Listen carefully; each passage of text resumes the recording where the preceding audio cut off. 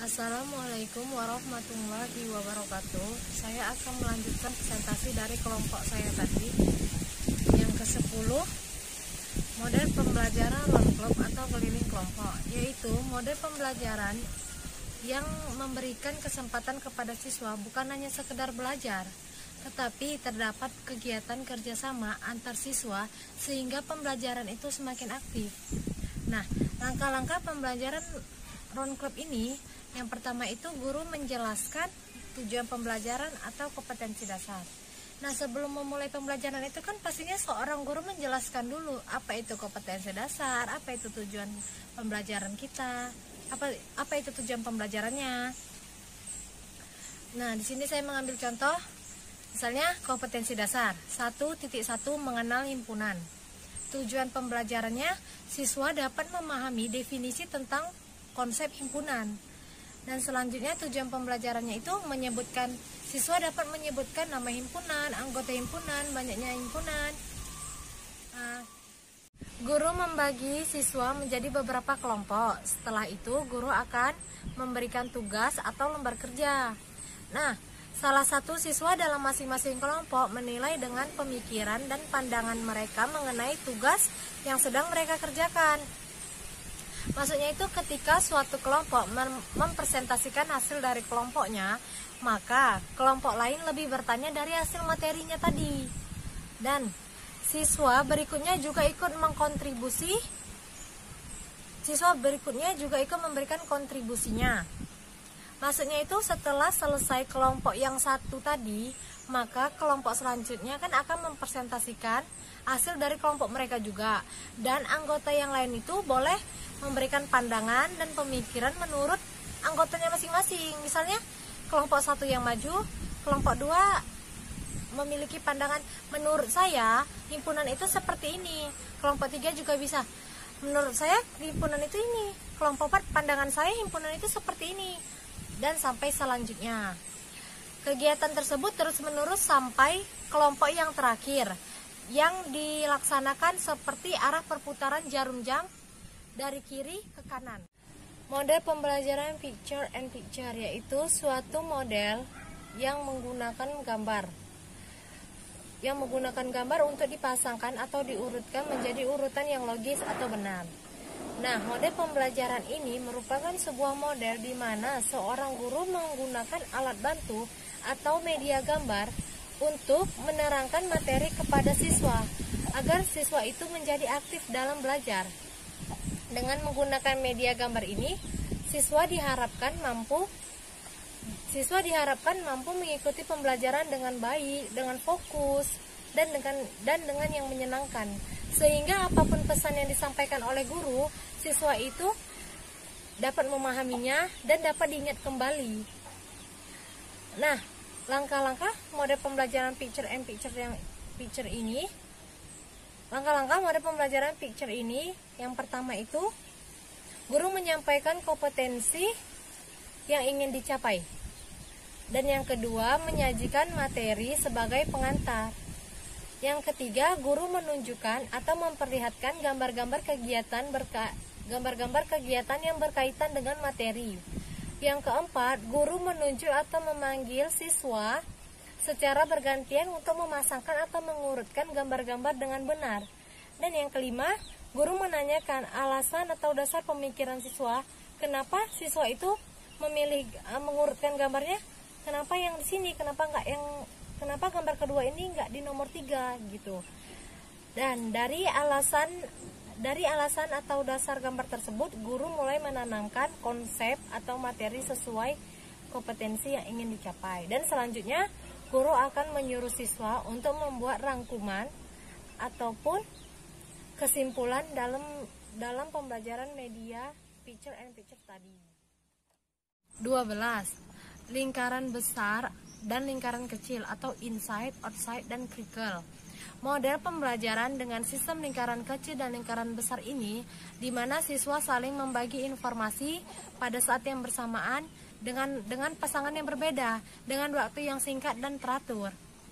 Nah, langkah-langkah dalam pembelajaran lingkaran besar dan lingkaran kecil ini yang pertama, separuh kelas berdiri membentuk lingkaran kecil dan menghadap keluar, dan separuh kelas lagi membentuk lingkaran di luar lingkaran kecil, yaitu lingkaran besar menghadap ke dalam. Dan lingkaran kecil dengan lingkaran besar tadi mereka berhadap-hadapan. Misalnya di dalam kelas itu ada 20 siswa. Siswa nomor 1 sampai siswa nomor 10 itu berada di lingkaran kecil yang menghadap keluar, dan siswa nomor 11 sampai nomor 20 itu berada di lingkaran yang besar dan menghadap ke dalam. Sehingga siswa nomor 1 dengan siswa nomor 11 itu berpasangan. Siswa nomor 2 berpasangan dengan siswa nomor 12, begitu juga seterusnya. Nah, dua siswa yang berpasangan dari lingkaran kecil dan lingkaran besar, mereka berbagi informasi. Pertukaran informasi ini bisa dilakukan oleh semua pasangan dalam waktu yang bersamaan. Nah, siswa yang di dalam lingkaran kecil ini, dia yang main duluan gitu. Maksudnya dia yang mengasih informasi duluan ke yang besar, dia duluan yang bermainkan. Pertukaran informasi ini dilakukan oleh semua pasangan dalam waktu yang bersamaan, asal tetap dengan nada bicara yang tenang, tidak terlalu keras. Nah, kemudian siswa yang berada di lingkaran kecil ini diam di tempat, sementara siswa yang berada di lingkaran besar bergeser 1 atau 2 langkah searah jarum jam. Misalnya, yang di lingkaran besar tadi kan dari angka 11 sampai 20 tuh. Dari angka 11 tadi bergeser 1 langkah. Kalau gurunya bilang bergeser 1 langkah, mereka bergeser 1 langkah. Berarti yang ke 11 berpindah ke yang 12, yang 12 bergeser ke yang 13. Dan pasangan nomor 11 tadi pastinya juga pindah. Tadinya kan 11 berpasangan dengan 1, sekarang 11 berpasangan dengan 2. Begitu juga bergeser 2 langkah. 11 bergeser 2 langkah berarti ke 13. Berarti pasangannya itu nomor 3. Dengan cara ini masing-masing siswa mendapat pasangan yang berbeda untuk berbagi informasi lagi.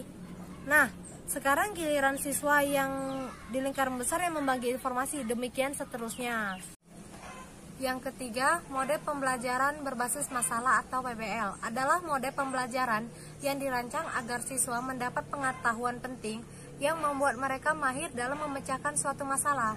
Nah, di mode pembelajaran berbasis masalah ini ada 5 fase. Fase yang pertama itu mengorientasikan mahasiswa pada masalah. Dalam penggunaan PBL atau tahapan ini sangat penting, di mana guru harus menjelaskan dengan rinci apa yang harus dikerjakan atau dilakukan oleh siswa dan juga yang dilakukan oleh seorang guru. Misalnya menjelaskan tujuan pembelajaran, memotivasi mahasiswa terlibat aktif pada aktivitas pemecahan masalah yang dipilih. Nah, fase kedua, mengorganisasi siswa untuk belajar. Pemecahan suatu masalah sangat membutuhkan kerjasama atau sharing antar anggota. Oleh sebab itu, guru dapat memulai kegiatan pembelajaran dengan membentuk kelompok di mana masing-masing kelompok akan memilih dan memecahkan masalah yang berbeda. Nah, fase ketiga, membantu penyelidikan mandiri dan kelompok. Nah, pada tahapan ini, guru harus mendorong siswa untuk mengungkapkan data dan melaksanakan eksperimen sampai mereka betul-betul memahami situasi permasalahannya. Nah, tujuannya adalah agar siswa mengumpulkan cukup informasi untuk menciptakan dan membangun ide mereka sendiri. Fase keempat yaitu mengembangkan dan menyajikan artefak atau hasil karya, di mana menyajikan ini maksudnya itu membantu mahasiswa merancangkan dan menyiapkan karya seperti laporan, video, model, dan membantu mereka berbagi tugas dengan teman-temannya. Fase 5, menganalisis dan mengevaluasi proses pemecahan masalah. Nah, di fase ini maksudnya itu membantu melakukan refleksi terhadap penyelidikan dan proses-proses yang digunakan selama berlangsungnya pemecahan masalah. Yang keempat, model discovery learning, yaitu proses pembelajaran yang terjadi ketika siswa tidak disajikan informasi secara langsung, tetapi siswa dituntut untuk mengorganisasikan pemahaman mengenai informasi secara mandiri. Nah, di sini ada langkah-langkah pembelajarannya, ada 6. Pertama, stimulation atau memberi stimulus. Nah, pada tahap ini guru memberikan stimulus itu dapat berupa bacaan atau gambar atau situasi sesuai dengan materi pembelajaran yang akan kita bahas, yang akan dibahas, sehingga siswa dapat pengalaman belajar mengamati situasi atau melihat gambar. Yang kedua, problem statement atau mengidentifikasi masalah.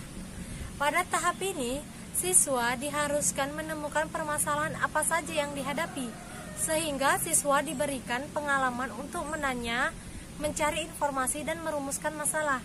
Nah, yang ketiga itu data collection atau mengumpulkan data. Pada tahapan ini, siswa diberikan pengalaman untuk menemukan solusi pemecahan masalah yang dihadapi siswa. Kegiatan ini melatih ketelitian dan kejujuran siswa dalam memecahkan data processing atau mengolah data. Kegiatan mengolah data ini akan melatih siswa untuk mencoba kemampuan pengetahuan konseptualnya untuk diaplikasikannya pada kehidupan nyata. Kegiatan ini melatih keterampilan berpikir secara logis. Nah, yang kelima, verification atau memverifikasi. Pada tahap ini, mengarahkan peserta didik untuk mengecek kebenaran hasil pengolahan data, memulai berbagai kegiatan, antara lain bertanya kepada teman, berdiskusi mencari sumber yang relevan, baik dari buku maupun dari media-media. Nah, yang keenam, generalization atau menyimpulkan. Pada tahap ini, siswa digiring untuk menggeneralisasikan hasil simpulannya pada suatu kejadian atau suatu permasalahan yang serupa. Kejadian ini dapat melatih siswa untuk mengetahui pengetahuan metakognisi peserta didik. Nah, inilah presentasi yang dapat saya sampaikan. Lebih dan kurang saya mohon maaf. Pada Allah saya mohon ampun. Wabillahi taufiq wal hidayah. Wassalamualaikum warahmatullahi wabarakatuh.